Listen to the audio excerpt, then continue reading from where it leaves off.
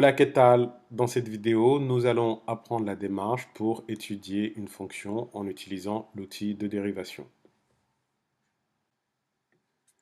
Quelles sont les étapes? Premièrement, il faut trouver le domaine de définition de la fonction, donc trouver l'ensemble des nombres réels pour lesquels il existe une image. Une fois que cela est fait, il faut trouver l'ensemble où la fonction est dérivable. Une fois que vous savez où votre fonction est dérivable, on calcule la dérivée. On étudie le signe de la dérivée, puis on en déduit les variations. Au lycée et dans certaines filières, on insiste peu ou pas beaucoup sur les deux premières étapes qui consistent à trouver le domaine de définition et le domaine de dérivabilité. Néanmoins, dans le supérieur, ce sera réellement un enjeu. Appliquons ce plan d'étude à la fonction qui à x associe 3x² plus 5x moins 4. Donc c'est une fonction polynôme de degré 2. Elle est définie et dérivable sur R. Calculons f' de x. Petit rappel sur les formules de dérivation, si la fonction c'est u plus v, c'est-à-dire une somme, et ben, la dérivée c'est la somme des dérivées. Donc la dérivée d'une somme, c'est la somme des dérivées.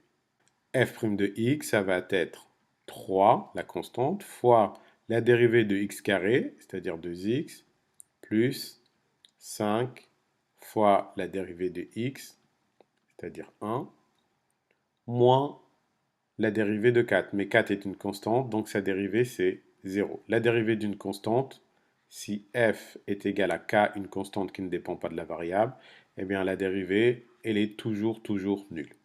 Donc du coup, ici, ça nous donne que f' de x est égal à 6x plus 5. Complétons le tableau. Le domaine de définition de notre fonction et de dérivabilité, c'est R. Donc on va ici avoir moins l'infini, là, plus infini. Donc ici, dans les lignes, on va enseigner 6x plus 5. Là, f' de x, le signe de f' de x, et là, f pour ses variations. Ici, nous devons placer une valeur. La valeur que nous allons placer là, c'est la valeur pour laquelle 6x plus 5 s'annule.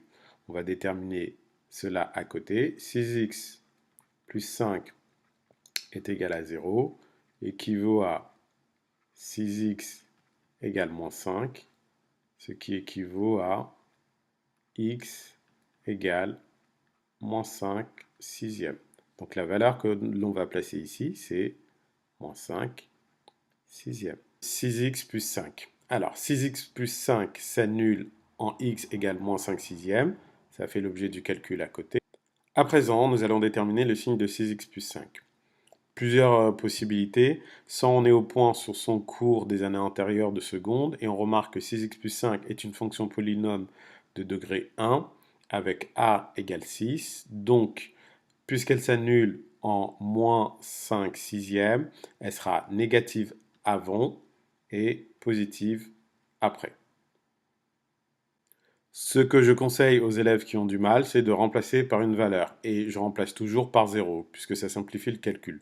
Si on remplace x par 0, 6x plus 5 est égal à 5. Où est-ce que se situe le 0 par rapport à notre valeur charnière de moins 5 sixièmes?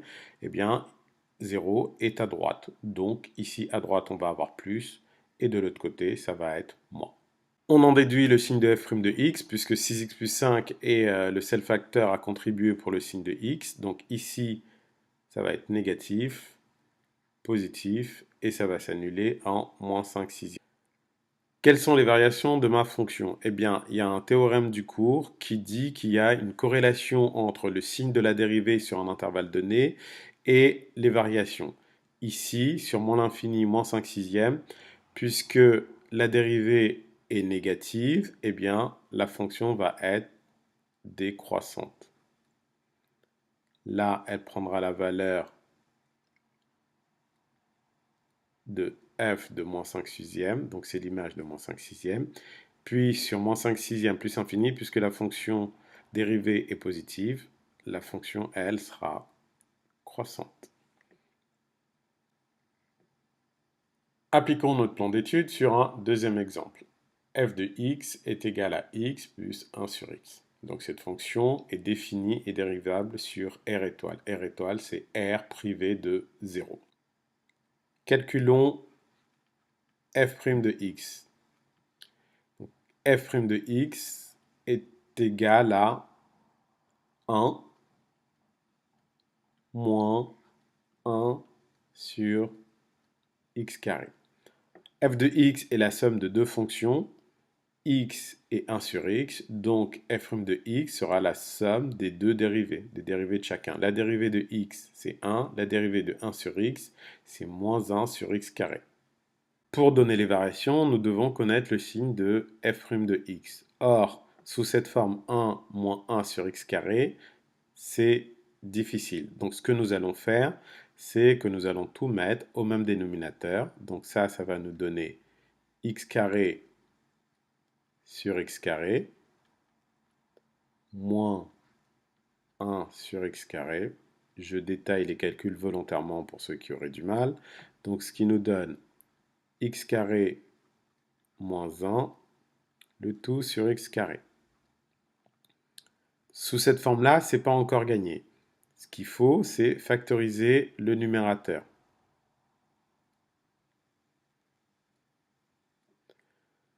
Le numérateur, il est de la forme a carré moins b au carré. Donc a au carré, c'est x carré et b au carré, c'est 1. Et donc ça, souvenir du collège, ça donne sous forme factorisée a moins b, facteur de a plus b. Donc on applique ça ici. Ça va nous donner x carré moins 1 est égal à x moins 1, facteur de x plus 1. Voilà, nous avons trouvé notre dérivée. Donc on va compléter le tableau. Alors ici, nous allons placer x moins 1. Nous allons placer tous les facteurs qui vont contribuer dans le signe de la dérivée. X plus 1, x carré. Là, du coup, ça va être la compilation f' de x. Et ici, les variations de f. Alors, quelles valeurs allons-nous placer ici? Donc, ce sont les valeurs pour lesquelles x moins 1, x plus 1 et x carré s'annulent.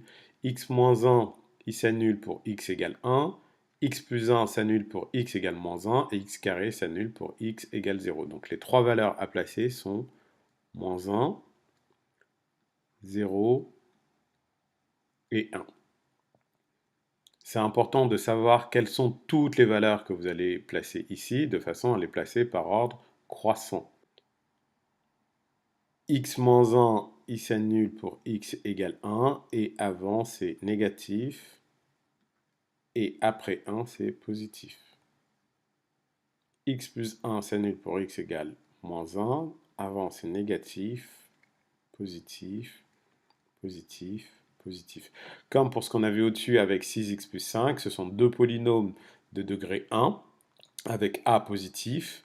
Donc on identifie l'endroit où le polynôme s'annule. Ici pour le premier x-1 c'est en 1. Et donc à gauche ce sera négatif, à droite ce sera positif. Le signe de x carré. Donc x carré s'annule en 0. Comme c'est un carré, il sera positif. Vous pouvez effectivement ne pas mettre x carré ici dans l'étude de signes, puisque étant positif, tout sera toujours positif sur la ligne. Vaut mieux globalement faire trop de lignes dans votre tableau que de ne pas en faire assez. Compilons les signes maintenant. Donc ici, le produit des signes va donner plus, moins, moins, plus. Qu'en est-il des zéros? Les zéros qui sont au numérateur, on peut les descendre. Donc celui de moins 1 et celui de 1, on peut les descendre. Le 0 associé au 0, ici, du x carré, il est au dénominateur. Or, un dénominateur ne peut pas s'annuler, donc on met une double barre, valeur interdite, qui va donner du coup ici une double barre aussi. Établissons les variations maintenant. Donc sur moins l'infini moins 1, notre fonction dérivée est positive. Donc la fonction f va être croissante. Puis sur moins 1, 0, la fonction dérivée est négative, donc notre fonction va être décroissante. Et là, ça va être f de moins 1. On calcule la valeur. Ici, ça va être la même chose, donc on va être sur décroissant sur 0, 1, puis croissant sur 1 plus infini. Et là, on va avoir f de 1. Donc maintenant, on peut regarder sereinement notre tableau et dire que sur moins l'infini, moins 1, f est croissante, sur moins 1, 0, f est décroissante, sur 0, 1, f est décroissante, et sur 1 plus infini, la fonction est croissante. Cette vidéo est terminée. À très bientôt.